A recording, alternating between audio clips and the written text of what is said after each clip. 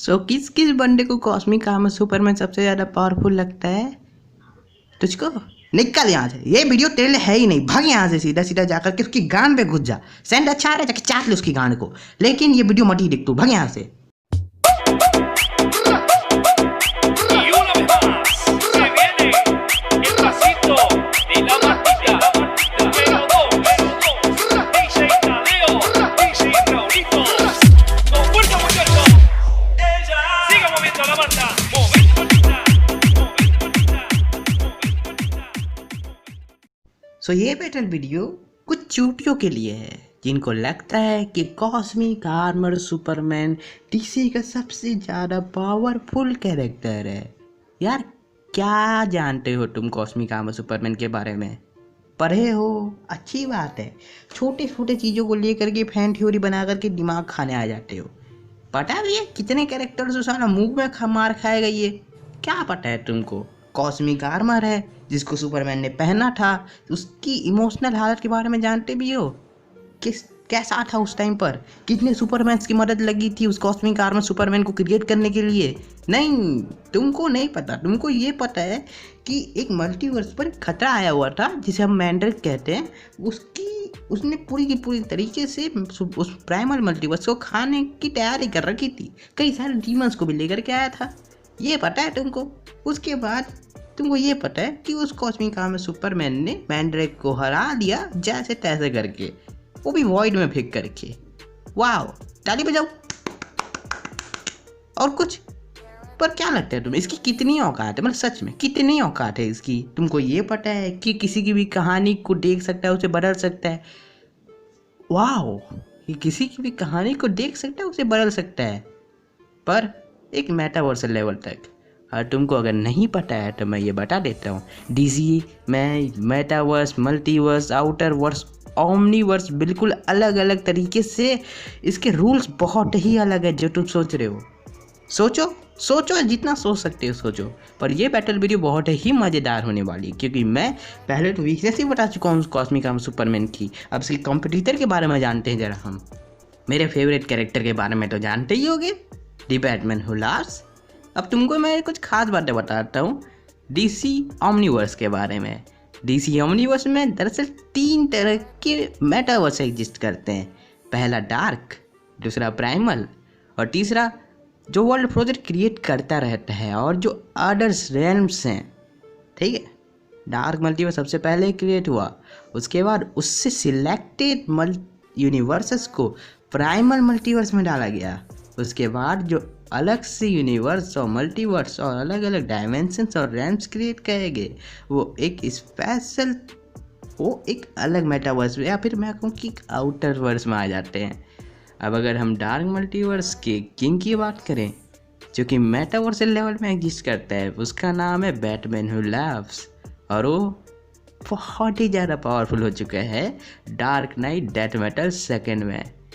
अब आओ, किसकी औकात है सामने आने की? आओ, मैं बोलता हूँ ये लूसीफर को भी डर के मारेगा, माइकल को भी डर के मारेगा, अलीना बेलियोक को भी डर के मार सकता है। पर नहीं, अलीना बेलियोक नहीं, तो ज़्यादा पावरफुल है। बैटमैन हू लाफ्स की पावर तो आप जानते ही हो। जब से ये डॉक्टर मैनहट्टन की एक डार्क बॉडी के साथ अपने ब्रेन को मर्ज किया है, ये द डार्केस्ट नाइट बन चुका है। और पिछला वीडियो जिसने देखा है इसके बारे में जानते हो तुम, तो अब मैं क्या बोलूँ। उसे नहीं देखा है तो देख लेना जा करके, काफ़ी मज़ा आया था उस बैटल को बनाने में। अब इस बैटल में मैं उसको फिर से रिपीट नहीं करने वाला क्योंकि वो बैटल अपने आप में ये कमाल का बैटल था। Herald king Thor versus the darkest night. वाह, और ये बैटल तो उससे भी ज़्यादा कमाल का है, cosmic armour Superman versus the darkest night. क्या लगता है?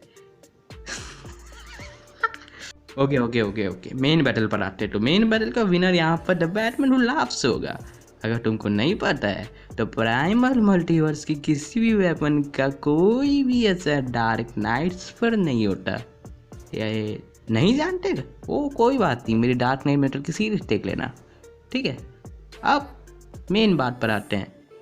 मैंने आपसे शुरुआत में ही कहा कि यहाँ पर 2 मेटावर्स एग्जिस्ट करते हैं डीसी के ओमनीवर्स में, पहला डार्क और दूसरा प्राइमल। अब प्राइमल मल्टीवर्स का